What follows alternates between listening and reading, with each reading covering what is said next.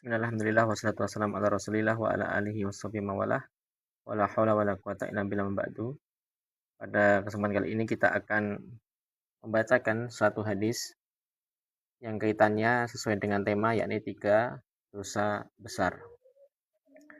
Hadis ini diriwayatkan oleh Bukhari Muslim an Abi Bakrata radhiyallahu anhu qala Nabi sallallahu alaihi wasallam, dari sahabat Abu Bakrah ya, radhiyallahu anhu, beliau mengatakan Nabi SAW pernah bersabda, la unabiukum bi akbaril kabair salasan. Nabi bersabda, maukah kalian aku beri kabar tentang 3 dosa besar? Beliau mengulangnya sampai 3 kali. Qalu bala ya Rasulullah. Maka para sahabat pun menjawab, tentu wahai Rasulullah. Qala, Nabi menjawab, yang pertama al-israku billahi. Yang pertama ialah melakukan kesyirikan kepada Allah Subhanahu wa taala. Nanti akan dijelaskan dalam penjelasan atau syarahnya. Dan yang kedua, wa uququl walidaini, yaitu durhaka kepada kedua orang tua. Wa jalasa wa kana mutakian. Kemudian beliau duduk sambil bersandar. Mutakian bisa bersandar atau bisa tangannya dijadikan tumpuan. Faqala, maka Nabi pun melanjutkan perkataannya, ala wa qaulu zur. Ya. Ketahuilah, dan yang ketiga ialah perkataan dusta. Ya. Di riwayat lain disebutkan persaksian palsu. Ya, persaksian palsu atau persaksian dusta. Qala faman zala yukarriruha hatta qulna, maka beliau mengulang-ulang kalimat ini. Mengulang kalimat-kalimat, ketahuilah bahwasanya perkataan dusta. Ya. Sampai kami mengucapkan laitahu sakata, seandainya Nabi berhenti dari mengulang-ulang ucapan yang ketiga ini. Sahih, hadis ini sahih.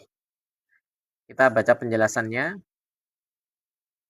Yukhbiru Nabi sallallahu alaihi wasallam, Nabi mengkhabarkan ya ashabahu an a'dhamil kabair, mengabarkan kepada para sahabatnya tentang 3 dosa yang paling besar. Ya, silakan yang selamat datang. Terima kasih. Selamat menyimak. Ya, kita lanjutkan. Jadi Nabi SAW mengkabarkan kepada para sahabatnya tentang 3 dosa yang paling besar. Fadzakara hadis salasa, maka Nabi menyebutkan tiga perkara. Yang pertama al-isyraku billah, yakni melakukan kesyirikan kepada Allah Subhanahu wa taala. Apa maksudnya? Maksudnya ialah wa huwa sarfu ay nau'in min anwa'il ibadati li ghairillah.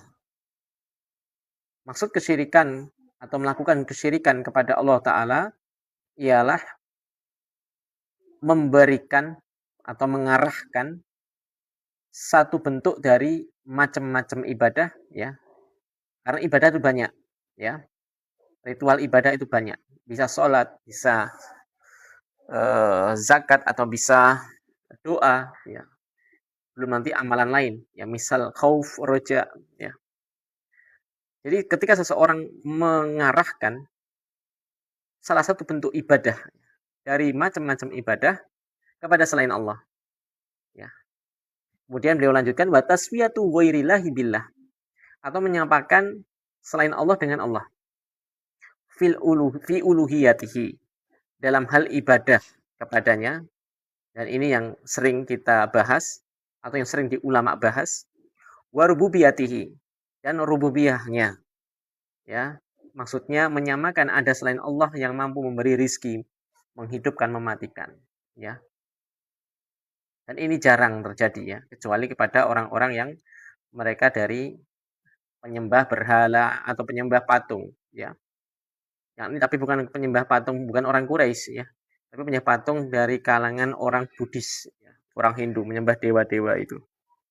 ya menyembah dewa, menyembah ya Buddha. Ini menyamakan rububiyah Allah dengan yang disembah. Kemudian yang ketiga, menyamakan Allah dalam hal wa asma'ihi wa sifatihi. Menyamakan nama-nama Allah dan sifat-sifatnya. Makanya kalau kita sering dengar ceramah tentang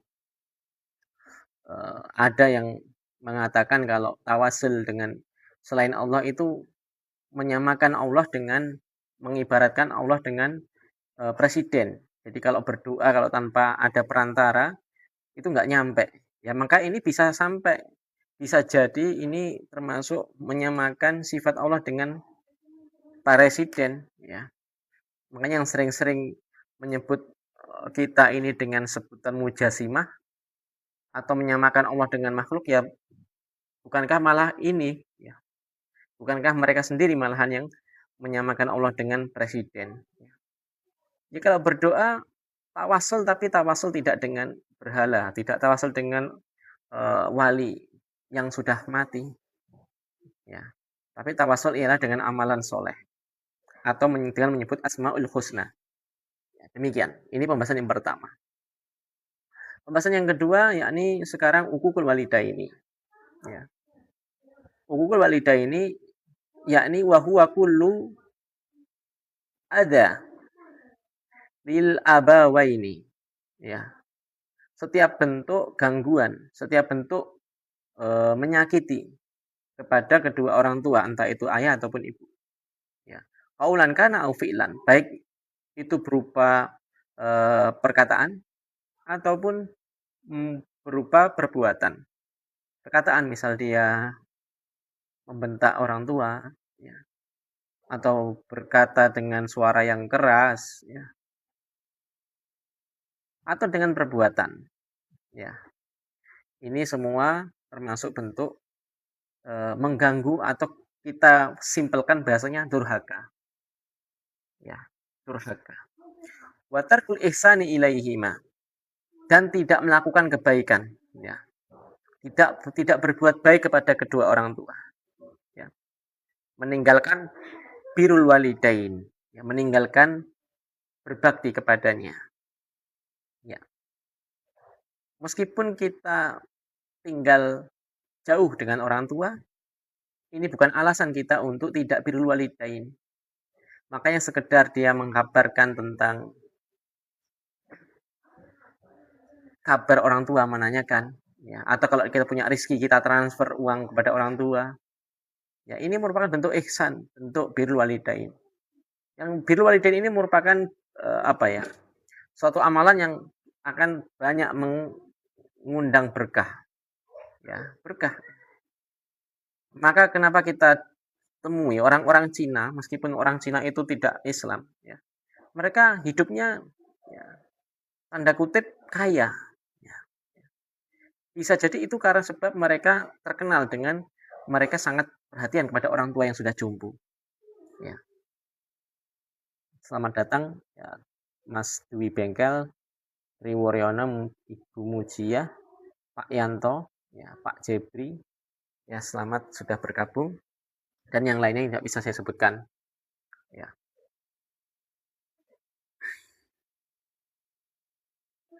Ini urutan dua dosa besar, ya. Yang ketiga kan perkataan dusta.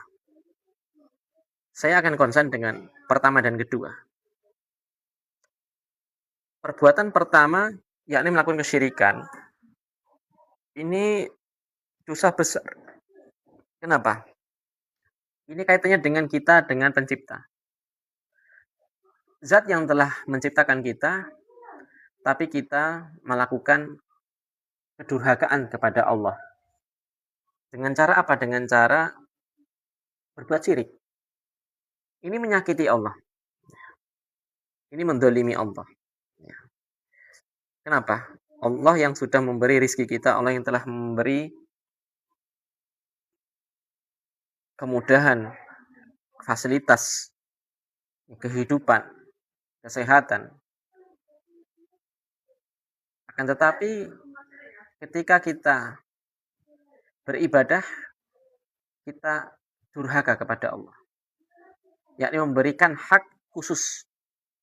Hak khusus Allah diberikan kepada selainnya. Hak khusus Allah ialah ibadah, diibadahi. Wa ma khalaqtul jinna wal insa illa liya'buduni. Dan tidaklah aku ciptakan jin dan manusia kecuali hanya untuk beribadah kepadaku. Itu mengapa urutan dosa syirik ini dosa yang paling besar. Ada pertanyaan misal, contoh dosa syirik yang sangat nyata di zaman kita, banyak. Misal mendatangi dukun. Ini perbuatan syirik. Atau datang ke tempat-tempat keramat, datang ke tempat-tempat pesugihan. Ya, misal di Gunung Kawi atau yang selainnya, minta rezeki. Ya. Minta rezeki. Atau yang paling halus, itu tidak minta rezeki kepada yang bau reksa itu, enggak. Itu cuma perantara, ya. Ini termasuk talbis. Talbis. Kalau minta perantara, jangan minta perantara kepada mereka, ya. Karena tidak boleh, ya. Seseorang meminta bantuan kepada jin itu tidak boleh, ya. Meskipun nanti ada pembahasan khusus, ya. Semisal nanti pembahasan ini dibahas secara detail oleh Ibnu Taimiyah tentang bagaimana hukum seseorang bermuamalah dengan jin. Ya. Yang jelas hati-hati. Ya. Tidak akan mungkin setan itu membantu kita secara cuma-cuma. Ya. Yang sering muamalah dengan dukun, ilmu hitam, ilmu perdukunan, hati-hati. Tidak mungkin mereka gratisan. Ya, mereka pasti akan apa? Meminta, yakni penghambaan kita kepada setan. Ya, penghambaan kita kepada setan.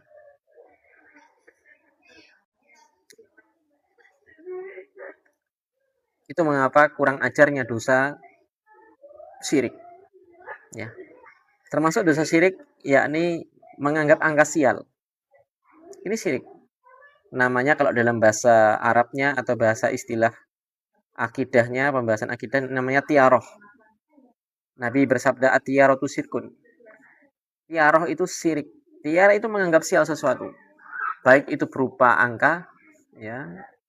Baik itu berupa tempat, baik itu berupa hari, bulan, ya. Misal bulan ini bulan Suro, ya. Sebagian orang menganggap bulan Suro itu bulan keramat, ya. Sehingga tidak berani mengadakan hajat di bulan ini, ya. Maka ini sudah masuk ke dalam syirikan. Ya, meskipun kalau anggapannya ini, ya, nanti akan turun kesialan dari sisi Allah, ya. Nanti masuknya syirik kecil. Ya. Tapi kalau takutnya itu sudah sampai derajat nanti akan dicelakai oleh jin sehingga dia tidak berani mengadakan ini dan itu, nanti bisa sampai syirik besar. Yang jelas meyakini seperti itu banyak. Kemudian yang kedua ialah durhaka kepada orang tua.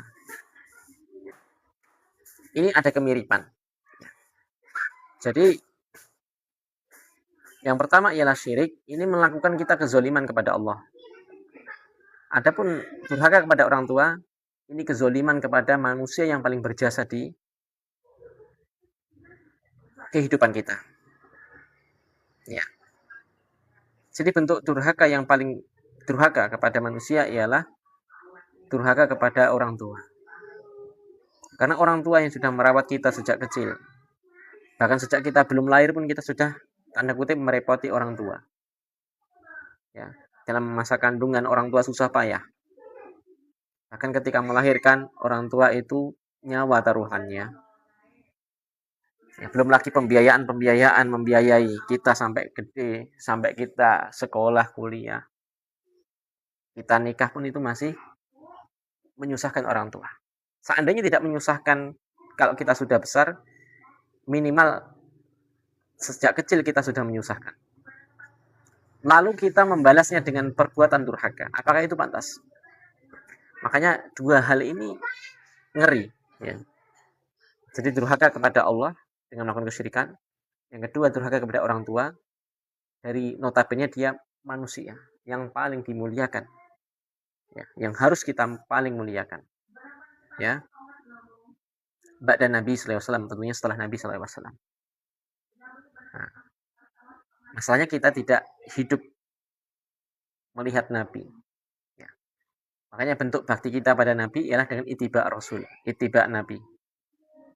Adapun orang tua, bentuk berbakti kita ialah dengan melakukan kebaikan, ya, memasukkan kebahagiaan kepada mereka, merahasiakan kesusahan kita kepada mereka. Jangan suka mengupload kesusahan Anda sehingga orang tua tahu Anda hidup susah. Khawatirnya nanti mereka susah. Ya. Demikian, kita masuk ke dosa yang ketiga. Dosa yang ketiga yaitu qaulu zur. Ya, wa minhu syahadatu zur. Perkataan dusta, atau termasuk perkataan dusta di sini atau dalam riwayat lain syahadatu zur. Saksi palsu. Bahwa kullu qaulin muzawwirin atau muzawwarin wa maqdubin yuradu bihi intiqasu man waqa'a alaihi bi akhdhi malihi au i'tida'i ala irdihi au nahwi dzalika. Perkataan dusta atau persyahadatan atau persaksian dusta ialah setiap perkataan yang ada kedustaan, ya, palsu, ya. Setiap perkataan palsu ataupun kedustaan yang diniatkan dalam rangka untuk mengambil hak orang lain, ya, baik berupa mengambil harta atau berupa melanggar kehormatan orang lain atau yang selainnya. Artinya dia dusta, ya, dalam rangka untuk mengambil hak orang lain atau minimalnya dia melanggar hak orang lain. Dan ini banyak terjadi di zaman ini. Misal tadi apa? Persaksian palsu. Ya. Misal ada orang di pengadilan, ini banyak terjadi di pengadilan. Di pengadilan orang yang salah orang yang kaya, ya. Sehingga orang yang kaya ini, ya, sebenarnya salah.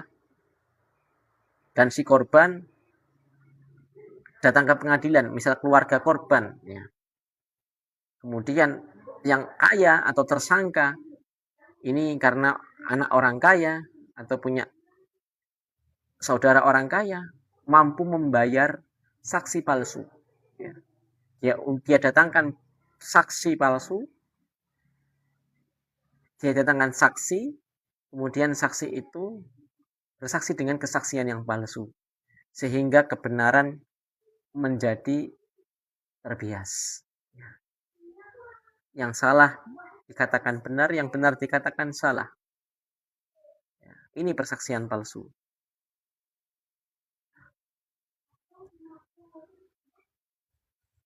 Kalau zaman sekarang lebih ngeri lagi. Misal dia membayar hakim, membayar jaksa, ya, sehingga dia bisa lolos dari jeratan hukum. Waqad qarara Nabi sallallahu alaihi wasallam at-tahdhira min qauli zuri tanbihan ala istiqbahihi wa asarihi as-sayyi'ati 'alal mujtama'. Nabi sallallahu alaihi wasallam mengulang-ulang, ya, mengingatkan, mentahdir, ya, dari perkataan dusta atau persaksian dusta, ya. Nabi SAW mengulang-ulang, ini perkataan dusta, persaksian dusta, ya, diulang-ulang. Kenapa kok diulang-ulang? Ya. Rahasianya ialah karena ini merupakan penyakit, keburukan, dan dampaknya sangat merugikan dalam suatu masyarakat. Artinya kerusakannya luas. Tidak hanya lingkup orang yang dolim ataupun terdolimi. Jadi kalau ada suatu pengadilan yang di situ ada ketidakadilan karena kalah kedudukan, kalah duit, ya, dan ini disaksikan manusia, dan ini dilakukan oleh penguasa, ya, maka ini disaksikan oleh banyak orang. Disaksikan oleh banyak orang. Sehingga manusia pun akhirnya merendahkan penguasa. Merendahkan penguasa. Atau nanti bisa ditiru. Ya. Kejelekan ini diekspos di media sehingga hukum atau penguasa itu tidak punya wibawa. Khawatirnya ini di-copy. Kejahatan ini ditiru oleh banyak manusia. Makanya pensyarah di sini menyebutkan ala istiqbahihi wa asarihi sayyiati 'alal mujtama. Dampak buruk dari persaksian palsu. Hatta qala sahabatu radhiyallahu anhum laitahu sakata. Ya, kami mikir ya, agar seandainya Nabi itu diam, berhenti dari mengulang-ulang qaulu zur tadi. Kenapa Nabi mengulang-ulang syafaqatan alaihi? Atau kenapa para sahabat mengatakan laitahu sakata syafaqatan alaihi? Ya, para sahabat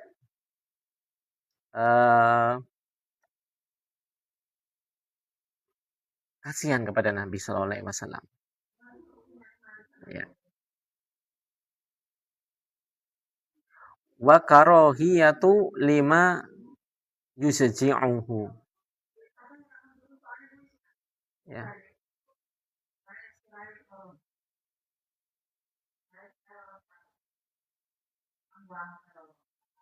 Wa karahiyatu lima yus'ijuhu. Nabi atau para sahabat tidak suka dengan perkara yang membuat Nabi itu terganggu. Min fawaidil hadis. Yang bertanya, ini kita bahas hadis ya tentang 3 dosa besar. Ya. Faedah hadis yang pertama, a'dhamu dzunubi asyirku billah. Dosa yang paling besar ialah kesyirikan kepada Allah. Li'annahu ja'alahu sadrak al-kabairi wa akbaroha. Dan menjadikan kesyirikan ini merupakan perkara yang paling besar dosanya. Dan pangkal dari segala dosa. Wa yu'akkidu hadha qaulu ta'ala, dan sebagai penegas perkataan ini Allah Ta'ala berfirman, innallaha la yaghfiru an yushraka bih wa yaghfiru ma duna dzalika liman yasha. Ya. Jadi dalil dari Al-Qur'anul Karim tentang besarnya atau dosa yang paling besar dari kesyirikan. Allah Ta'ala berfirman, sesungguhnya Allah Ta'ala tidak mengampuni dosa kesyirikan kepadanya. Akan tetapi Allah mengampuni dosa selain kesyirikan. Ya, bagi siapa yang Allah kehendaki. Lafaz duna di sini maksudnya ialah dosa yang derajatnya di bawah kesyirikan. Makanya hati-hati ya. Berkali-kali kita mengulang-ulang ya. Pentingnya kita mengajarkan kepada masyarakat baik offline ataupun online seperti ini ya. Jadi dosa yang paling mengerikan ialah dosa kesyirikan. Ini dosa yang terjadi dari segala lapisan. Ya. Segala tingkat pendidikan. Baik di desa maupun di kota. Banyak yang belum paham. Ya. Misal generasi milenialnya ya masih percaya dengan zodiak. Ya. orang-orang yang sudah berpangkat mendatangi dukun, para pedagang mendatangi penglaris, ya, menyanyari pesugihan, ya. Yang miskin nanti berobat kepada dukun. Padahal mereka muslim. Maka ini perlu diedukasi, ya. Dan dakwah yang paling utama yang harus dimulai awal pertama kali ialah dakwah tauhid, pembenahan akidah, melawan kesyirikan. Yang kedua, faedah hadis, idhamu hukukil walidain, besarnya dosa durhaka kepada kedua orang tua. Itqarana haqqahuma bihaqqillahi ta'ala. Ya. Kenapa dosa ini besar? Karena dosa ini digandengkan dengan dosa kesyirikan. Ya. Allah gabung atau Nabi gabung dalam hadis ini, urutan pertama dan kedua ternyata dosa syirik dan dosa durhaka. Ya, kalau dia digandengkan dengan dosa kesyirikan yang dosa paling besar, artinya ini juga dosa yang besar. Dosa yang mengerikan juga. Bahkan sebagian ulama ada yang mengatakan dosa yang paling pertama kali ditimpakan azabnya, ya, tanpa ditunda ialah dosa durhaka. Ya. Yang ketiga, al-dzunubu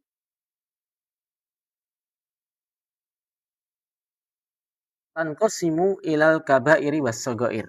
Ila kabaira was-shaghair. Dosa itu terbagi menjadi dua, dosa besar dan dosa kecil. Ya.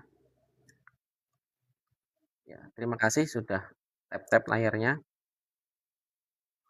Wal kabiratu hiya, adapun dosa besar definisinya ialah kullu dzanbin fihi uqubah. Ya. Kullu dzanbin fihi uqubatun wa danwiyatun. Ya.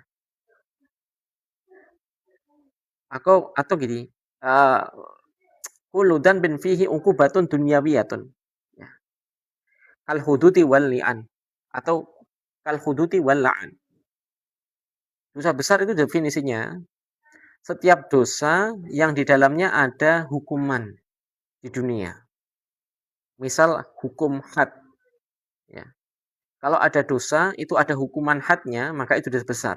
Misal mencuri, hukum hadnya dipotong tangan. Ya. Atau orang zina itu hukum hadnya dicambuk. Ya. Atau dosa yang di situ ada laknat, lafadz laknat dalam Al-Quran ataupun hadis, itu dosa besar. Wa'idun, ya, ukhrawi, ya, atau ada ancaman nanti di akhirat, ya, misal diancam dengan neraka. Lafadz hadis yang seperti itu masuk ke dosa besar. Kal wa'idi bidukhulin nar, misal dia diancam masuk neraka, ya. Ya. Misal al-qatil al-maqtul finnar, ada dua muslim yang saling berperang, kemudian si pembunuh dan yang dibunuh sama-sama masuk neraka. Ya.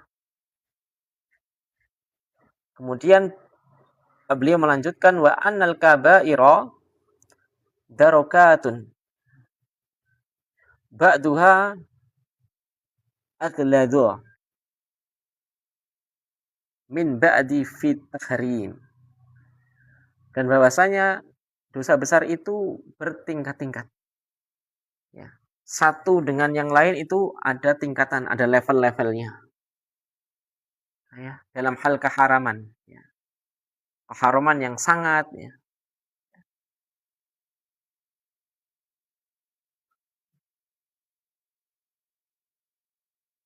Misal dosa meninggalkan sholat. Ya. Ini bahaya, mengerikan. Ya. Dosa meninggalkan sholat. Dengan dosa makan riba. Ini sama-sama dosa besar. Tapi dosa meninggalkan sholat ini lebih besar dosanya. Ya. Atau dosa kesyirikan. Itu dosa syirik. Bahaya. Dibandingkan dosa membunuh. Lebih bahaya dosa kesyirikan. Ya. Karena kalau tidak sampai dia bertobat, bisa keluar dari Islam. Makanya beliau sebutkan wa anil kabairu darukatun ba'duha aghladu min ba'din. Ya, maksudnya demikian. Wasagairu dunubi hiya masih wal kabair. Adapun dosa kecil, segala dosa yang derajatnya di bawah dosa besar. Atau dosa selain dosa besar itu dosa kecil. Jadi kalau dibahas, ada dosa itu dosa besar dan dosa kecil. Cuma dua. Adapun nanti kesyirikan itu masuk ke dosa besar. Ya. Namun dosa besar yang paling besar. Kalau dirinci nanti ya banyak.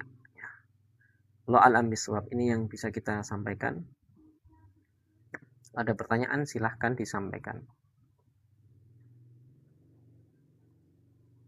Tentang contoh, tadi sudah kita sebutkan ya. Jadi dosa besar, kita sudah sebutkan definisi maupun contohnya.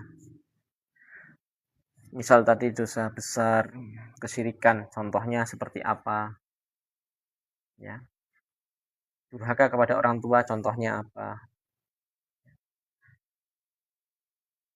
Acuh terhadap orang tua ini termasuk durhaka. Ya. Bahkan ada yang sebagian orang yang tidak tahu ya. Orang tuanya sudah meninggal dalam keadaan dia tidak tahu. Ya. Kecuali dikabari. Ya.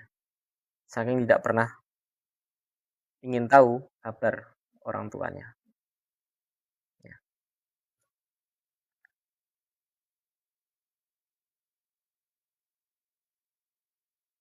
Tapi kalau kita lihat nanti di hadis-hadis yang lain, malah disebutkan nanti berbuat baik kepada orang tua itu termasuk pintu surga. Ya. Makanya ada dua pintu surga, yakni berbakti kepada ayah dan berbakti kepada ibu. Ya. Makanya kalau seseorang bisa berbuat baik kepada orang tua, ini merupakan peluang seseorang bisa masuk surga. Dan banyak disebutkan nanti di biografi para ulama salaf ya. Bagaimana dulu memuliakan orang tua. Ya.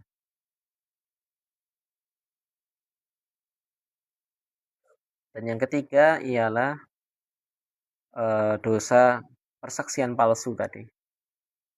Ya. Ketika nanti di peradilan, keadilan itu sudah bisa dibeli dengan mendatangkan seseorang yang bersaksi palsu. Ya. Kalau sekarang tidak hanya saksinya yang bersaksi palsu, bahkan keputusannya itu keputusan palsu. Ya. Keputusan yang diambil oleh hakim itu sudah keputusan yang palsu. Saking rusaknya ya kondisi umat di akhir zaman ini. Makanya beliau mengulang-ulang persaksian palsu tadi sebagai bentuk dosa yang bahaya. Karena karena tadi sesuai penjelasan itu sangat merusak ya, kondisi masyarakat. Ya, ketika hukum itu sudah tidak ada wibawa, sudah tidak memiliki kredibilitas, tidak memiliki kepercayaan di mata masyarakat, ya, akhirnya nanti banyak orang bermudah-mudahan melanggar hukum. Kalau orang sudah bermudah-mudahan melanggar hukum, sangat mudah untuk melakukan kejahatan. Asal dia punya uang, punya banyak relasi dekat dengan orang-orang penting, aman. Ya akhirnya nanti khawatir kita orang-orang yang kecil, orang-orang yang tidak punya uang, tidak punya dunia. Ya. Tidak bisa apa-apa ketika ditindas. Wallahu musta'an. 3 hal ini penting untuk direnungkan ya. Dan ini pentingnya kita berdakwah ya. Mengajak kepada manusia untuk menjauhi kesyirikan, menjauhi akhlak yang buruk. Disebutkan yang dua tadi, akhlak yang buruk, berdurhaka kepada orang tua, dan perkataan dusta atau persaksian dusta atau palsu tadi. Ya, demikian, terima kasih yang sudah bergabung dan setia. Semoga bermanfaat. Insya Allah kita akan lanjutkan di pembahasan yang akan datang. Subhanakallahumma bihamdika asyhadu an la ilaha illa anta astaghfiruka wa atubu ilaik. Nabi Muhammadin wa ala alihi wasallam.